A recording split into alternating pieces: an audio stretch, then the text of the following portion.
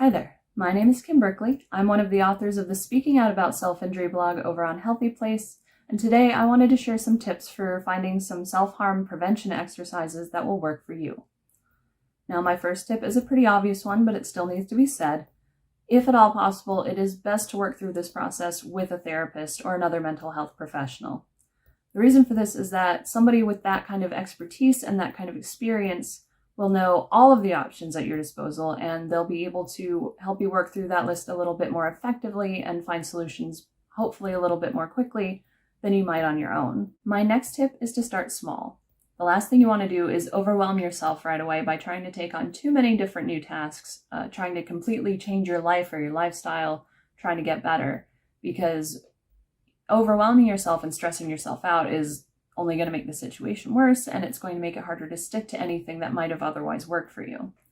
So instead of trying to try everything all at once, try and start with just one or two things and work your way from there. My next tip is to start with whatever sounds accessible to you. This might mean starting with something that sounds most interesting to you, like journaling or art therapy, something that sounds a little bit fun even and that you're more likely to stick with. Or it might just mean picking whatever sounds easiest. Maybe you're not ready for a 30-minute yoga session yet, but you might be ready to start with a breathing exercise that takes only 1 or 2 minutes at a time.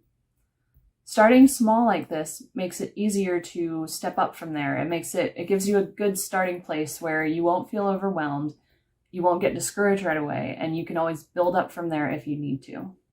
My next tip is to try and be a little bit methodical about this. So I'm not saying that you need to go out and get a binder and color code it and do all these things. You don't need to be that organized unless you really want to. But you do need to kind of take things one step at a time, give each exercise some time and some practice to see how it goes before you make any decisions. Sometimes you just need to get used to something before you can really determine whether it's helping you or not. And to, keep a list, maybe cross it off as you go. And that is actually my last and final tip for this video, and that's to keep a record. This ties into being methodical. And again, you don't need to be very in-depth about this unless you want to, but the main point is to have some kind of record that you can refer back to later when you need to look back and see whether things have been working or not. It's easy to want to rely on your memory, but the truth is, even if you have a very good memory, your memory isn't perfect.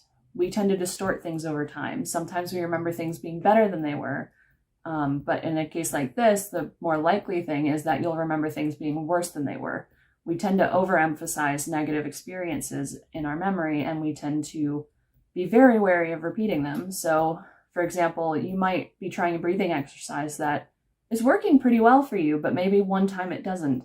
That time is going to stick out a lot more than the 20 other times that maybe it helped you.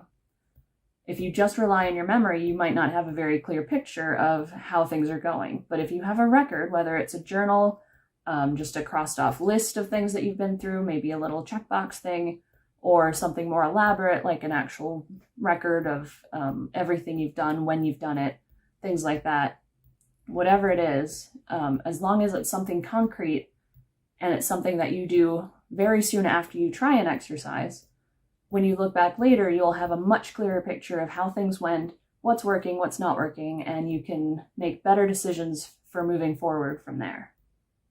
So yeah, I hope that helps. If you have any questions, comments, or concerns, as always, leave a comment on the blog and I'll get back to you as soon as I can.